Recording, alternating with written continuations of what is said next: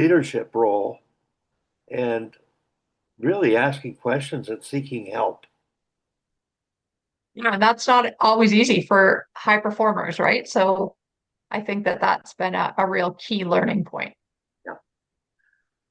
Okay, Sam. Okay, on to the next class. So the next class was called Role of the General Manager, which I thought was going to be about how to lead. Um, However, it turned into way more, I want to say, analysis and uh, formulating strategy. And so it was all about strategy and figuring out strategies of these big companies. But the parallel that I saw to coaching is that as the head coach, you're essentially the GM of the team, especially in minor hockey roles. And you're basically the GM of a company, but just at a smaller scale. So this class really taught me to think strategically about long-term direction and not just the next game. So formulating strategy, like creating a season plan, deciding whether your team's going to be fast transitioning team or defensive, maybe that you want a grinding team, just the business, just as like similarly, businesses decide whether they want to be low cost leaders or premium niche players, what they want, how they define success long term, and how they represent themselves out in the marketplace. It also taught me about resource allocation. So choosing in a business, obviously you're dealing with money, but choosing on a hockey team, which line to develop, how to balance ice time between veterans and rookies, similar to a GM allocating budget between research and development and marketing, maybe, but making those tough decisions to lift all boats essentially and making sure that everybody is competent in what they're doing isn't easy with resource or time allocation. Responding to crisis, we learned how to respond to crisis, putting ourselves in very tense situations and figuring out what we would do in those situations so we can become better. Now it's a controlled environment, but how this relates to hockey teams is how we as coaches deal with injuries. How do we deal with them in the moment? First off, like how do you respond to the crisis? What are the potential crises that could happen around a hockey team? And knowing that how you and your team will react. How do you react to a losing streak? How do you react in the locker room if there's drama? If there's kids fighting, kids don't like each other, how are you going to react? And how is the team going to react? So thinking about all of those scenarios before they actually happen. In a business, it's like navigating a PR crisis, or maybe there's a huge market disruption, but thinking about those before they actually happen so that you're set and you can just easily guide the ship.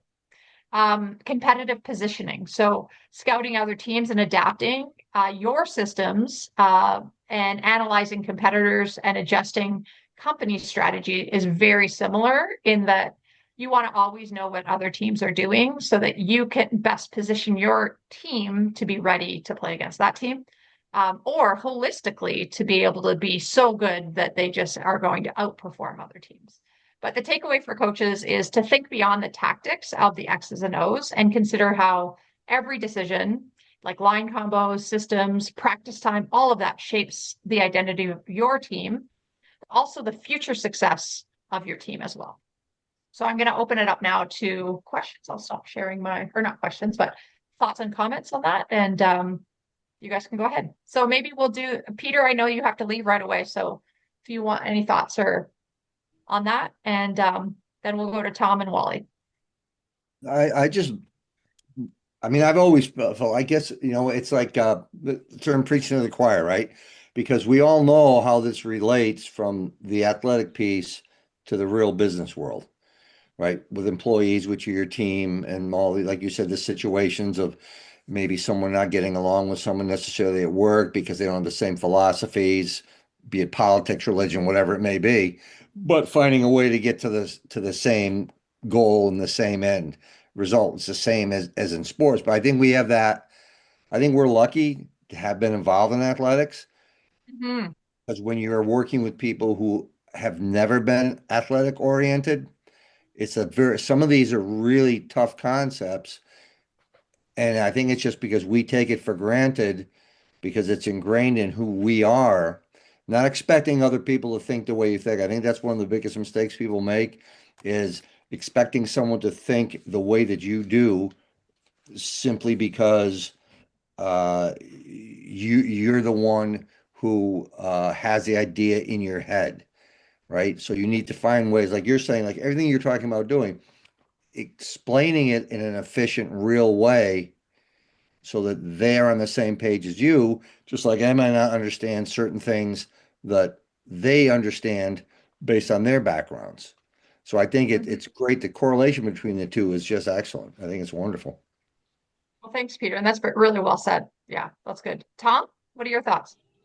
Well, I think that exactly what you said there is, and what Peter said is people's expectations aren't going to be the same as yours. Like I'm talking about my current situation. It's a situation start of every season. Like we play in a league that everybody makes the playoffs, which makes it absolutely totally different than when I'm coaching college hockey or something. You can't lose two in a row, that kind of stuff. So my goal is to develop every player, and every player is going to play in every situation, and they're going to basically at the end of the game be within 2 minutes of each other. Like this IMSTAT thing comes out of ice time. But the parents, they're used to watching the NHL. And every game you play has to be won. And, I've had some real negative experiences with parents giving advice about all their advice ends up to be play your best players. Play your best Hmm. players all the time and you'll win. And with my team, it's like night and day, my best and my rookies. Yeah, but that's not the point, right? And so to get that, yeah, and in youth hockey, you have to have the parents on board because, especially at the level I'm coaching, they drive the kids. Like you get in the U18, the kids drive each other, but they're in the car with the kids all the time. So Mhm. the challenge is get them to understand that the whole thing's about development. The only thing our league means is we play in the first round of the playoffs. And last year was so even in our league. Like there's two divisions, so it's all over the province. So there's 7 teams in our side, and we've got a buy, and then two, 7, 3, 6, and all this. Every series we're in all 3 games. That's how even they are. They all went 3 games, Wow. and we ended up provincial, our big rivals in Calgary, 2 straight, and both teams were like 2-1 and 3 first. So only it's hard because people the only thing they've seen is got to win every game and all this kind of stuff. And we'll win a lot of games. We played 4 exhibition games, I think 1-1 in them. But I'm just that pausing that you for is a a second, challenge. Tom. Oh, Peter left. Okay, go ahead. Keep That's going. a challenge because if the parents can ruin it otherwise, because 2 years ago they did. This Hmm. little group of parents gave a 3-page essay on how I don't know anything about hockey, and we Oh my should have gosh. someone coming and teaching team play and all this. They're insulting Wally at the same time because we've coached together, and bringing a skills coach and all this sort of thing. And we were playing at about 70% then. And after that happened, we weren't quite the same team anymore because I think that had this negative vibe going. So Yeah. that's why it's so And they important just to had get. the wrong reasons for being there. They did. Yeah, there was one woman that thought everything about everything. She runs programs and all this, and some other people. But so that's a real challenge because otherwise it can make it not.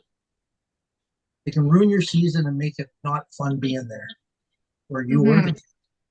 So it's that's why stuff Wally does and doing the team covenant. You have to get everybody on board, and that's why this trip to Kelowna is critical. Because Yeah, so important. I only know a few people, but I have wonderful coaching staff. 3 girls played for me, and Jim and girls. I would never coach a female team without, a girl or a woman be going to the dressing room because you know what happens. everything on board or go sideways. Yeah. Okay, let's hand it over to Wally. Wally, what are your thoughts? Well, when your title of the last slide was general manager, Role of the GM. yeah. That was the name of the class. Role of the general manager. Well, as you were talking in terms of us, all I could think about was role of the coach. Yeah, exactly. And when I looked at that, and Peter and Tom's responses were outstanding relative to our situations in elite minor hockey, Mhm. which seems to make winning a distraction and something you have to deal with. And it is the biggest challenge. And I believe we're trying to do things as a organization and get everyone on the same page. And listening to Tom, you can see that there's a discomfort with giving equal ice time or fair ice time or earning ice time. Some coaches will, the variance in minutes is they'll play less than a pro in a hockey game on a team or two. And Mhm. we don't like that as an organization. So when you're talking our female hockey organization, it doesn't want that to happen. It wants development to be prioritized. And that doesn't mean we're not trying to win. We're trying to be the best we can be, and that's what defining it is. So I love what you're doing, Sam, and I really don't, I just wanted to say the word coach, and then in my role, the word is mentor. When you talked about what you're doing now with your hockey schools, you're mentoring. Mhm. And that's sort of well, they work for you, so they got to listen. You know what I'm saying? Yep. You've hired them and they buy in and you earn their trust and you figure out which buttons to push to get them to appreciate and respect and take to heart what you're doing. It's an art. Mentorship is an art, coaching is an art. One exercise I have done with coaches, one in particular who's overly competitive, shortens the bench. It could be a problem this year. Already, we're having to deal with that in spring hockey, where there were still players being chosen, and he played his best every game. Well, I had him record himself 3 years ago. He was so vocal on the bench. So he had to break down his feedback. He had to hear himself You need to unlock your iPhone first. shouting and yelling at referees. Doesn't look like And time. he came back from it much better. And Mm. he did it again later because sometimes they forget what they're doing and get back to themselves. But I think the heart's there, the want to do the things the right way is there, but winning gets in the way. Yeah.